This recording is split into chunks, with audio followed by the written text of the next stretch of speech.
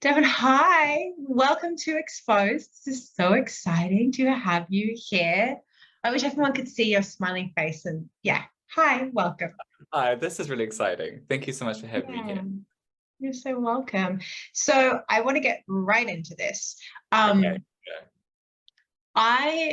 so when you and I met, we met in our training, our trauma therapist training, and Mhm. when I found your work and I saw kind of the connection with music, I was really curious because I had been doing a lot of, at that time, I had been doing a lot of work with drums and connecting to like the energy of the self and a regulated nervous system. And I'm not really musical. I love music, but I don't really like have, I mean, that's it. I just like to have a good Spotify playlist.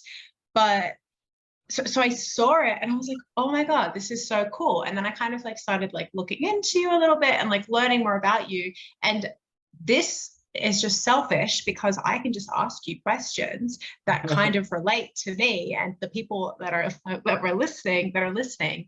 So this is partially selfish. And also, dear listeners, the intention of this podcast is to Devon's basically going to bestow upon us their wisdom of how our identity and our authenticity can be impacted by our past experiences that might be stressful or traumatic, or maybe even just kind of like full of a little bit of tension. And I'm going to I think kind of like listening through my lens of experience, which leans more to like autoimmune disease, alopecia. And Devin, I'm going to let you explain what your lens is through this work. And I'm really excited. So why don't you tell us a little bit about yourself and how you came to be in this field of work? Absolutely. Can I just say something really quickly as well? Like, it was really interesting when you said, like, I'm not musical. I'm not a musician, da, da, da, da, da. That is interesting in itself if we're talking about identity, right? Yeah, that's actually Because a really good point. Because, okay, so I am a music therapist. I'm a New Zealand registered music therapist, and I've been working in the field of music therapy and trauma for a number of years, working with people across the lifespan. So working with people, for children from like 2 years old up until older age care as well. And um, one thing I find really fascinating when someone comes into a music therapy space is that they say that I'm not musical. You know, they may say, oh, but my husband's musical, my Oh my God, sister. I'm that person. Yeah, I'm like, my okay. partner's, that's me. But it's very interesting, isn't it? Because I come from the lens that we are born inherently musical, that we are born with this heartbeat. And when we come into this world, we let out a sound, we cry, and we are then, you know, if all going well, we are then soothed by the mother. And quite often we are placed near to the chest where there's a heartbeat, there is a rhythm. And we are sometimes it's quite naturally for a mother to then let out a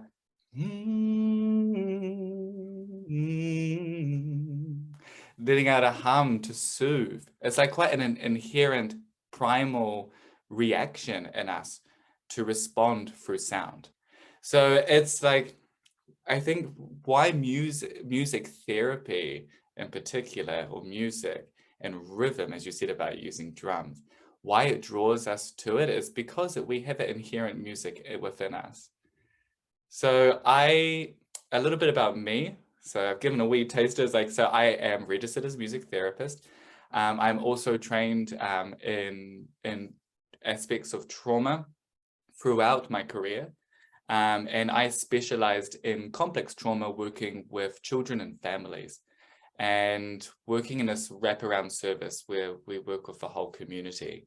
And predominantly, I worked with these children, families, and communities who were affected by neglect, abuse, domestic violence in the home, sexual violence.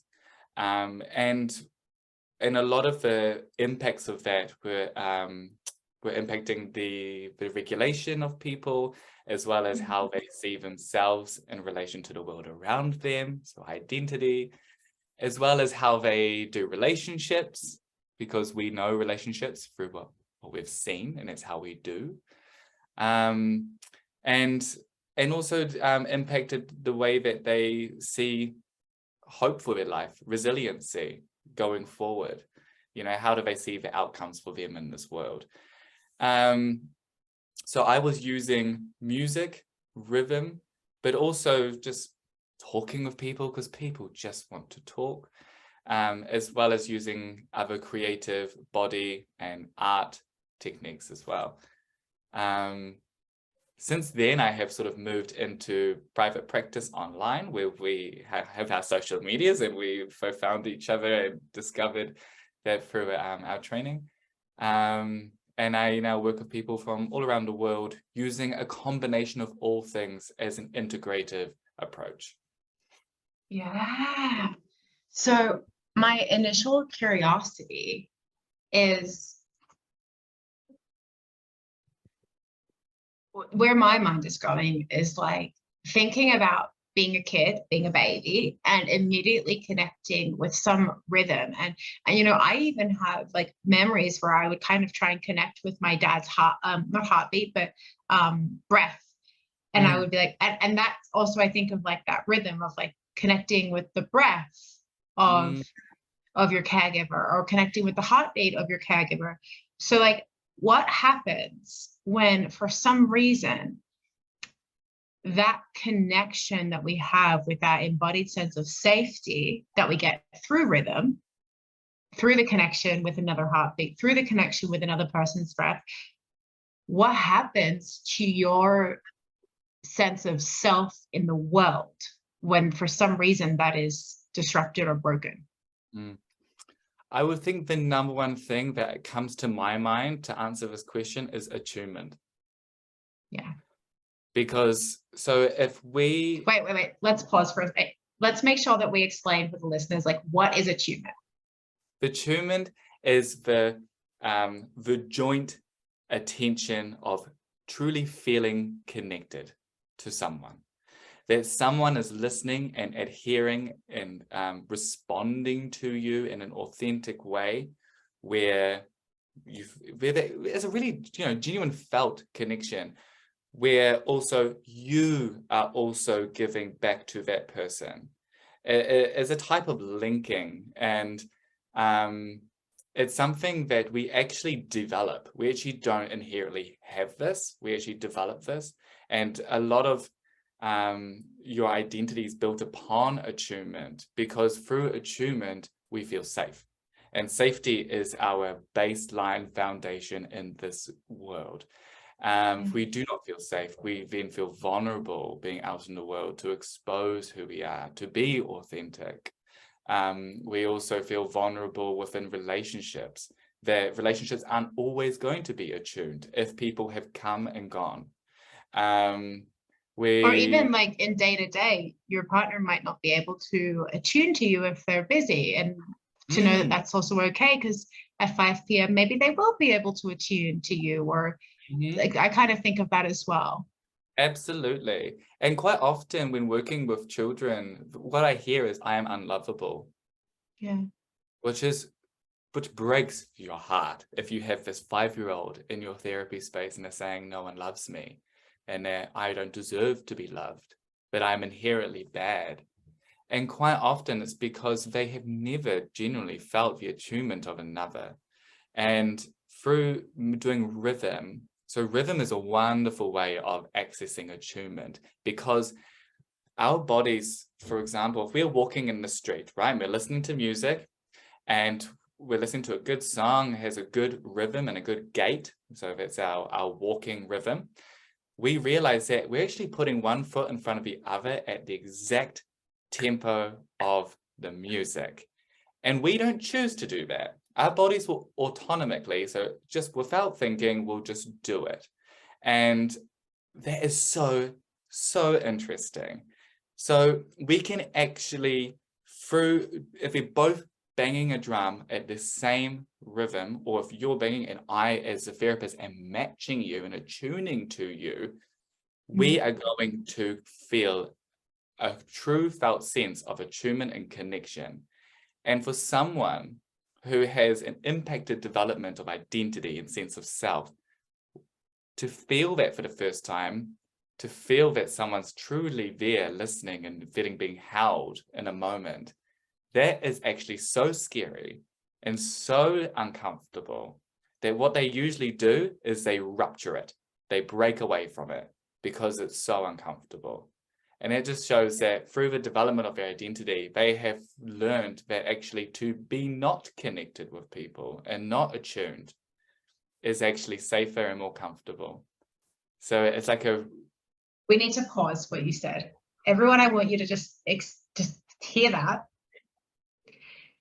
Because Devin, I think you have just explained something that I wish more people understood, something that I wish I had understood earlier in life. And I really mean this for everyone that's listening that may have found me through their experience with CPTSD or relationship anxiety, and just that's what's happening. You know, you find something good and safe and a community or a person that will attune to you. And it's hard. It's actually quite confronting and hard. And that doesn't mean like it's a bad thing. It's actually a really good thing. It's just that, yeah, that part of you that wants to, well, and this is me kind of adding on, and tell me if this doesn't sound true, but where my mind is going is like that part of us that wants to run away or wants to break it down or just wants to hide or wants to create drama so that we can recreate something that feels more familiar, yet chaotic. Like that's that, and it's your body doing what it thinks that it needs to do, and also it doesn't need to do that anymore. Absolutely, you did right. You know, we do what we do because of what we know, what we have experienced, and that sense of self, that identity. We have created this. I like to say we create a blueprint for seeing the world. Yeah, we have this blueprint that maps out. Sorry, I'm really big on analogies and like creating love this. it. Go for it.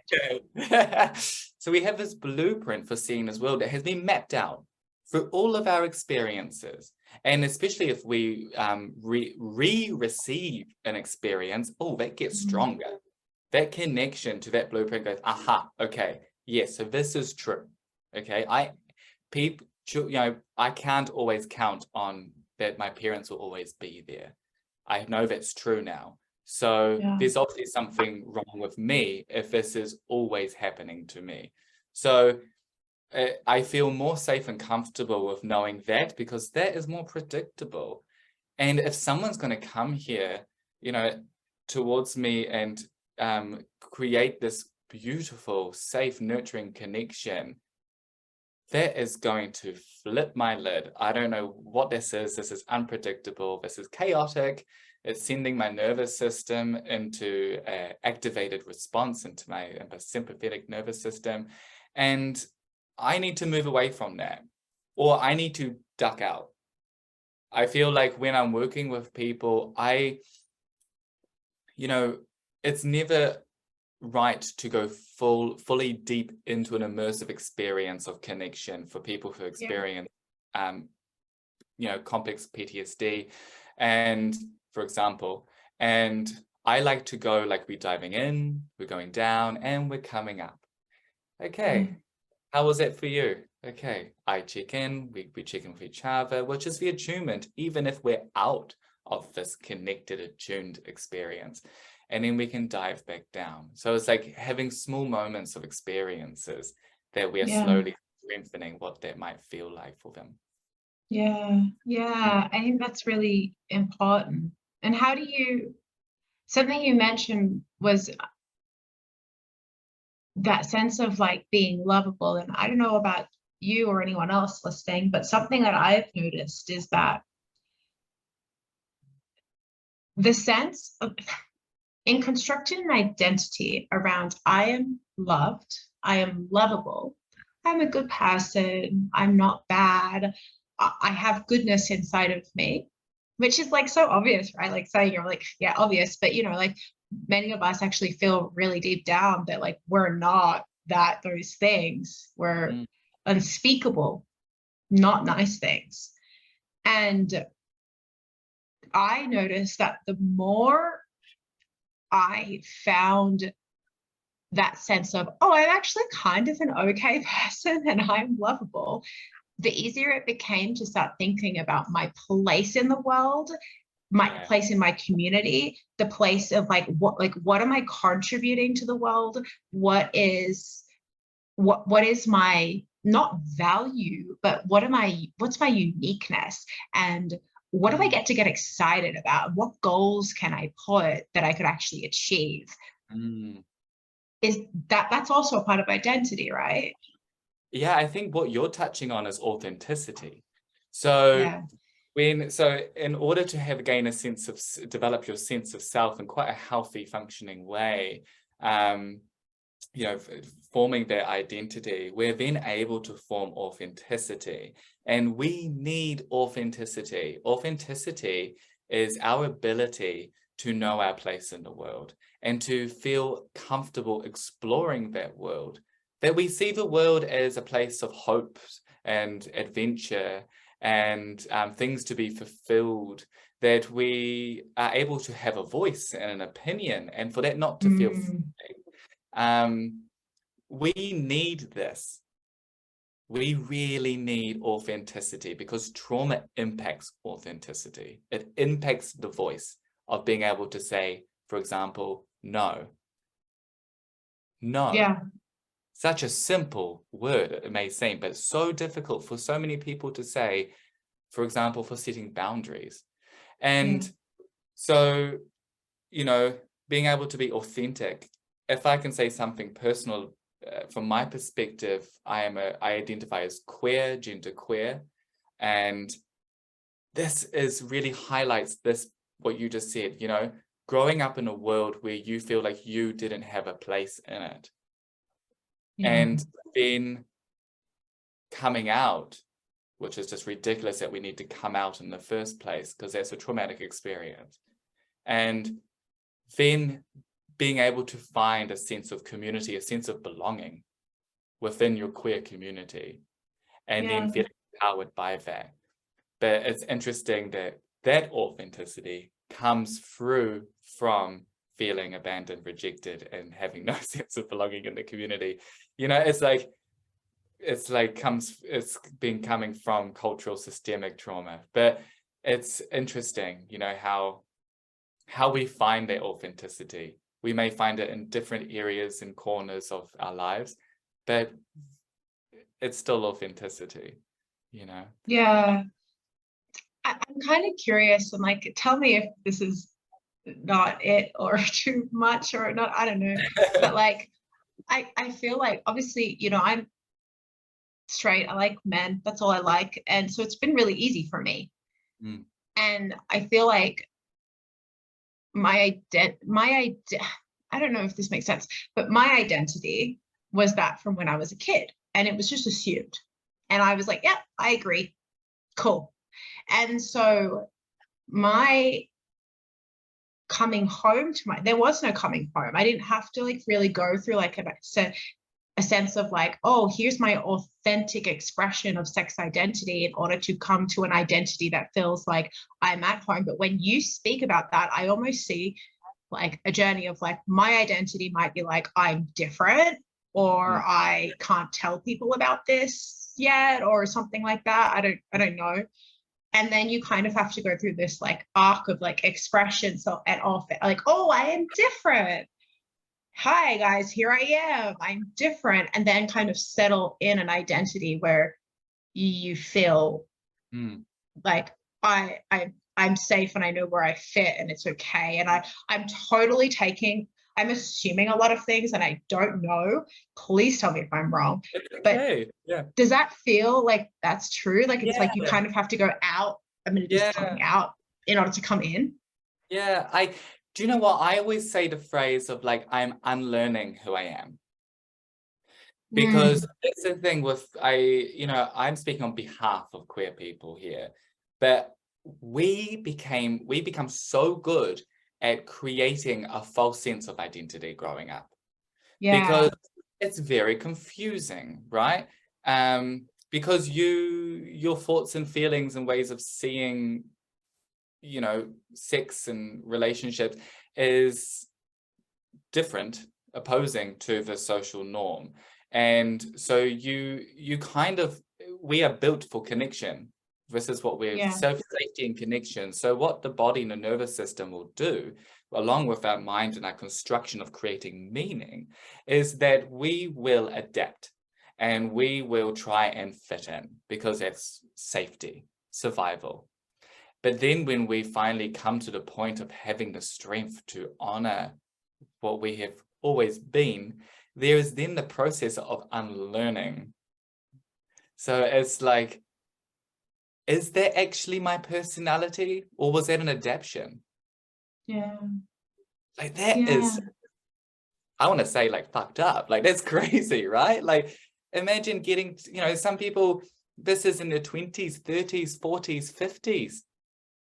And they finally have the strength to say, oh, actually, I'm trans.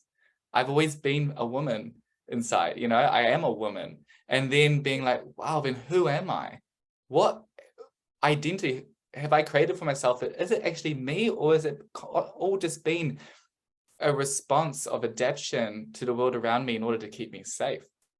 Yeah, because it evokes this sense of groundlessness. If I don't know who I am, I don't know where I belong, immediately my whole nervous system goes, well, how do I know I'm safe? Because we need the tribe, and we need to know where we belong, and therefore we need to know who we are to know where we belong in order to feel safe. Like, in the most basic way, if we don't have a community, humans will, like, one human is not going to survive, and we understand that. Yeah, and absolutely. So when you're speaking, I'm thinking, like, there's just this groundlessness. And so how do you know, or what clues might you experience to say that maybe parts of yourself or your identity or your personality might be, this is a big question, might be adaptations instead of true you? How would one person know that? Do they? Yeah, absolutely. That is a very good question. And I think, really, does it come from a place of, oh, that's a very good question. I think, does something come from a place of protection, or does it come from a place of connection? Because that's all we ever, I feel like we're on this, our lives are pendulums, right? So we're constantly moving between connection and survival, connection and survival. So whenever you feel like, oh, am I actually quite stubborn as a person? You know, would I say that I'm a stubborn person? Or because it's just maybe how I am, that's just how I put my thoughts across. I feel really proud and I honor my opinions, or, you know, and I stand my ground with my boundaries in a respectful way. We can be stubborn, doesn't need to be negative. You know, it has a negative connotation, but, you know, it can just be standing your ground and honoring boundaries. Or is my stubbornness coming from defending myself, where I've had to defend myself throughout my life, to stand up for myself, to hide pieces of myself? That is an answer off the top of my head, because we don't have all the answers as well. You know, we aren't, you know, so that we can imagine that might be a way of looking at it. Yeah, I like that, because my answer to that, when you were thinking, I was like, mine was much more intangible. I'm going to give it anyway. But I think what you're saying is, like, it's true. And if anyone takes any advice away from this, one of them could be to ask yourself, when you're interacting with people, or when you're describing yourself even, is this coming from a place of connection, or is it coming from a place of survival? And I'm just going to, like, pick on myself.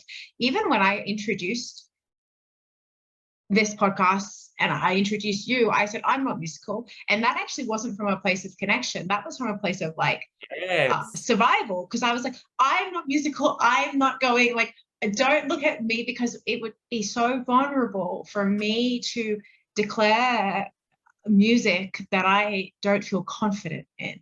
Yeah, that's a very good point. Very good point. Yeah. And even with, like, hair loss, and I even think of it now, you know, a lot of the decisions I think that we make around hair loss, like I was getting my nails done yesterday and a lady asked me, she said, what happened to your eyebrow? And it was early in the morning and I eyebrow transfers, but I have eyebrow growing. So sometimes the transfer doesn't stick very well. I don't know. I don't really care about it too much, but you can kind of tell that it's not my eyebrow. And that moment, you can feel that like dividing yourself. And I could have so easily said something out of survival and said, oh, I have, and like I could have been bitchy about it. I could have like created a wall in between us, but I didn't. I said, oh yeah, I have this, and oh, it's really interesting, and yeah, and she asked questions, and blah, blah, blah. But I think that the reason that I've been able to do that a little bit is because I've built more identity and safety around being the person with no hair. And I've made being the person with no hair safe instead of dangerous because you're different. Yeah, absolutely.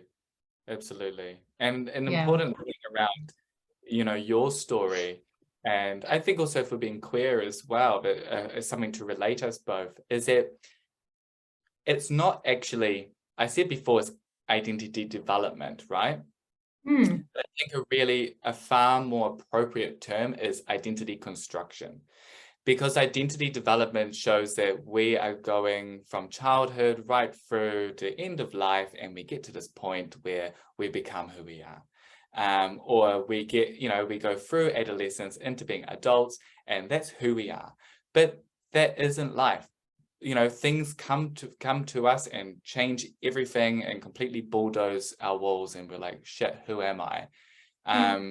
So I feel like I think it's more appropriate to say identity construction, because we're able to move and be flexible with who we are. We're able to welcome new parts of ourselves and be like, okay, this has happened to me. I'm going to integrate this and honor this new part of myself. Or, you know, it could even be like, you know, I've always liked men, being, you know, a heteronormative woman and being like, I'm straight. But there may come a time where actually there's this person in your life and you're like, oh my God, there's something about this person, the energy that just draws me. I don't know what it is, but gosh, I feel really safe with them. I feel sexual with them. I feel some sense of desire. So knowing that things can change and be flexible creates this sense of being able to, I guess, feel stronger sitting within, coming from that sense of connection rather than survival, and just honoring that we're complicated and complex people, you know, and that nothing is maybe actually realized. Nothing is realized. And the more we remember that, I think the safer we can feel, because what you're saying as well is like, you know, identity affects us in so many different ways. I identify as a coach and a therapist, and I identify as straight, and I identify as Australian, but I kind of also identify as Colombian because I've lived here for so weird. But it's so, but here's the thing, I also identify as a very resilient person, but I didn't always used to identify as a very resilient person. And so I'm curious what your thoughts are on, like, I have found that when I just decided, and it wasn't a decision in that it was that simple, but in many senses it also was a decision. And I found the safety and the things to reinforce it. But when I said, you know what, I'm just going to be a really resilient person because I am, and I found evidence for that, and I found practices for that, everything in life got easier. Do you feel like that's a part of identity construction, and can it work almost like in the opposite way? If I decide that I'm really bad at something, am I just gonna, have I decided that I'm really bad at music, therefore I'm just like really bad at music? Yeah, I think it can go hand in hand. You know, if we're looking, there's kind of two things there. First, if we're looking at resiliency, you know, to be resilient in my definition is really honoring that shit will come into your life, that you will feel all the spectrum of feelings in your life, but it's being able to meet the discomfort, and it's being able to sit with the discomfort, and it's able to move through it. It's not, resilient means that I'm going to be strong and I'm going to be, shell in it, nothing's going to touch me. No, it's actually the complete opposite. I'm going to let things touch me. I'm going to let things come. I'm going to connect with the thing. Yes, absolutely. Absolutely. Yeah. And, maybe around not being musical, for example, is not allowing yourself to actually have the experience of actually, maybe I am actually musical. Because also, if we think about music, it's also it's a social construct, because each society, each culture has their own form of what it means to have musical excellence. And I think in our Western society, we have this, there's a certain way that music should sound, a certain way that, if it's out of key, that kind of thing of being out of key or out of tune, that only applies to Western culture, because if you go to India, our out of key will probably be like they're in key. I don't know. I'm just saying, like, it's all a social construct. Well, they don't care. Like if you're chanting mantras, nobody's like, well, that's not the right tone. Well, it's all in different modes. So actually, the way that maths, it's like, I would say music's like maths. It's all just, it all adds up into equations, and each culture has their own way of seeing it and way of identifying with it. So it's just, I just feel like, to be musical is to make a sound. To be musical is to move. It is just to respond and vocalize, being free with music and being able to explore with it and use it for expression. It's not like I need to know how to play the violin. Or is there actually a right way to play a violin? Or is that just a complete construct of our cultural identity on actually, no, this is the right way of how you play a violin. This is how it's supposed to sound. If you don't play in a certain way, then you are not musical. So I think that's what you're talking about is what you were saying before. It's this unlearning. Before we can even figure out who we are, we have to unlearn everything we know. Yeah, and by unlearning, we're able to then be more resilient, and we're able to live more authentically by having more freedom in exploring the world and ourselves. Yeah, because you have that safety. Yeah. You have that felt sense of like, you're not almost going against something, you just kind of are something. Yes, or being flexible with and yeah. And so how does that, like, if there's a beautiful listener here today who's like, and I can already like imagine them right now, they're like writing a to-do list, they're like, start unlearning things. Where do you begin with all of that? Is this just about, in your opinion, just kind of questioning the things that you go around doing? Is this about getting really contemplative with how you feel? Like sometimes people will share advice when you're like figuring out what you like, and you're like, oh my God, I'm an adult and I don't know how to like have fun. You're figuring that out. I don't know, maybe that's just me, but you're like figuring out what you like. And so I've heard some advice saying like, oh, just try everything or whatever.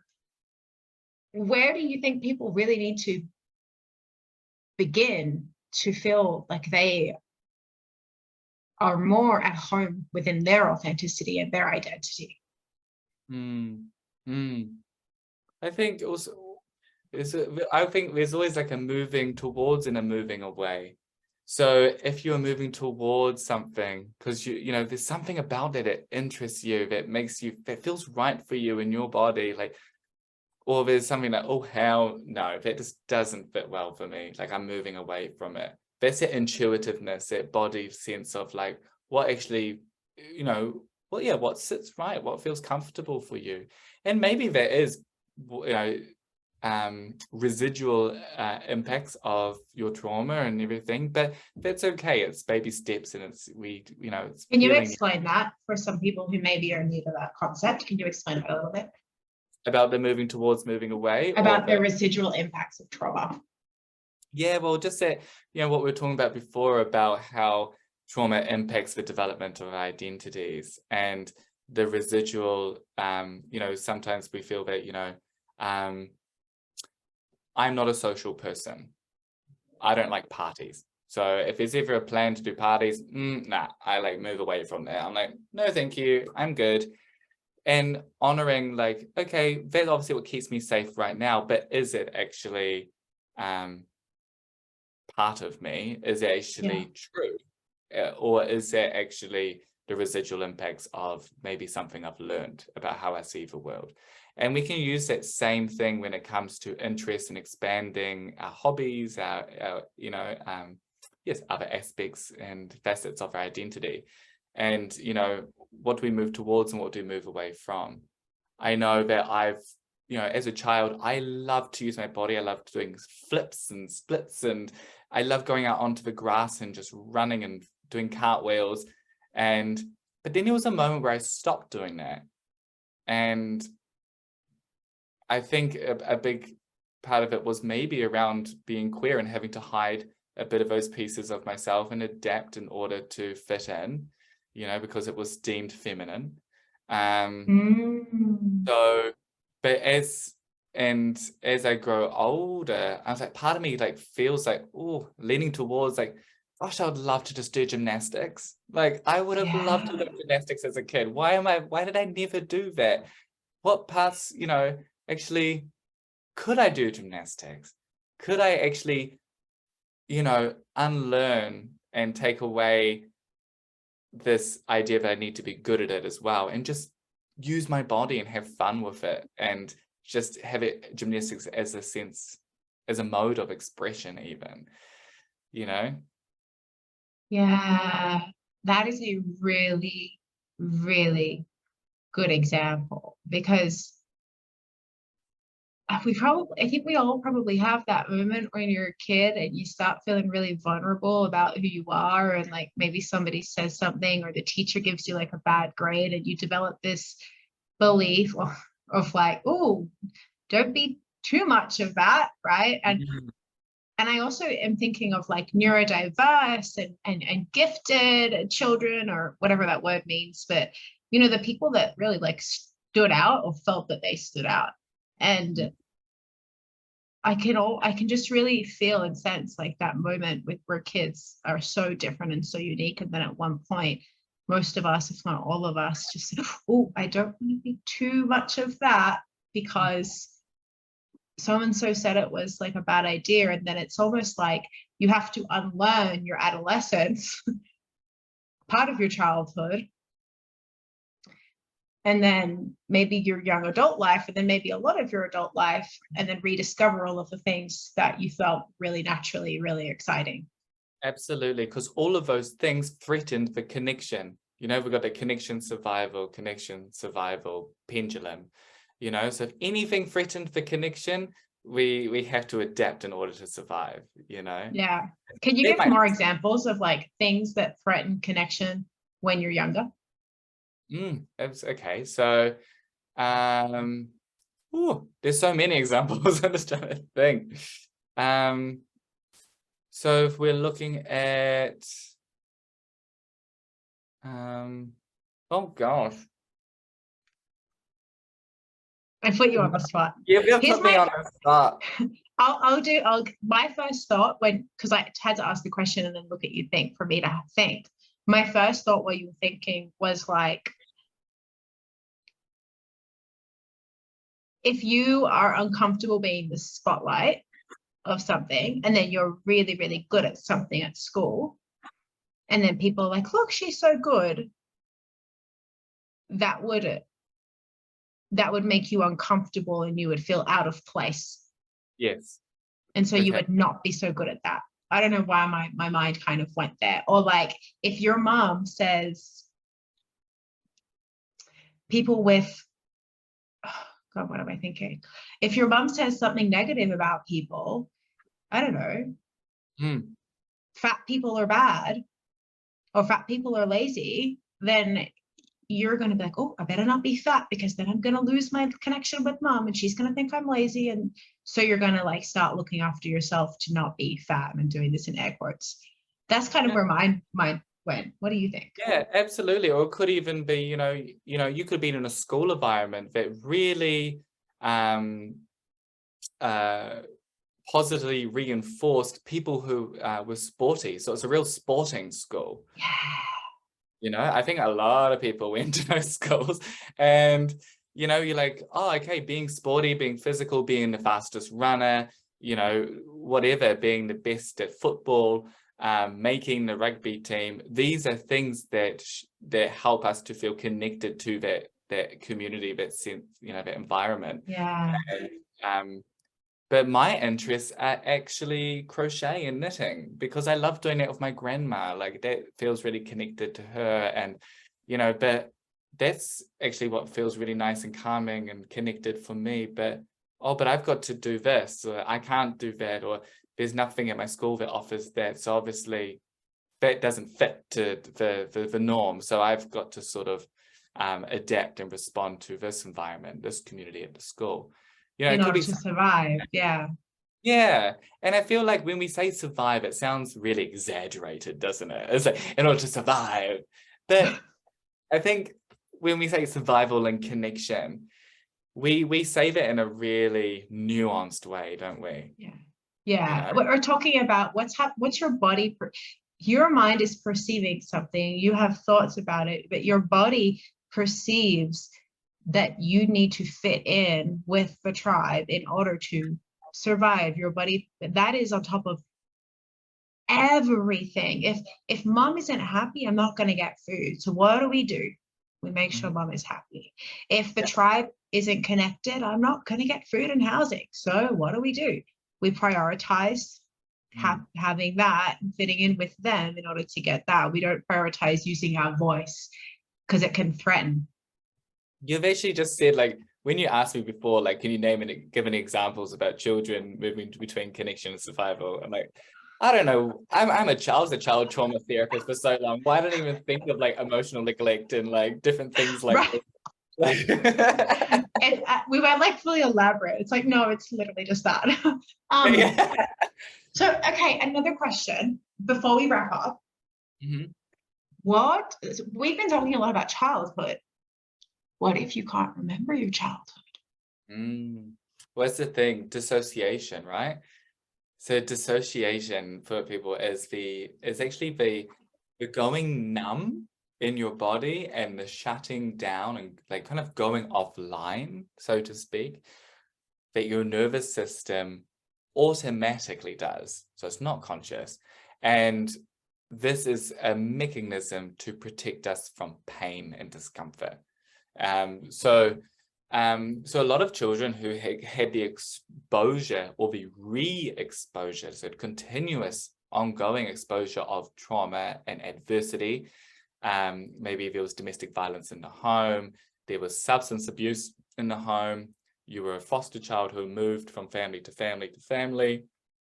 So that was so painful and very unpredictable throughout your childhood that your nervous system was constantly primed and on to, in a hyper-vigilant way to receive the threats in order to survive, to be flexible, adapting through those spaces, that it got to the point where it was just so overwhelming. It's constantly in this mode that, okay, it's actually probably better just to shut things down a bit in your body and just go numb and dissociate so that you can go through your childhood years or go through life and feel more secure.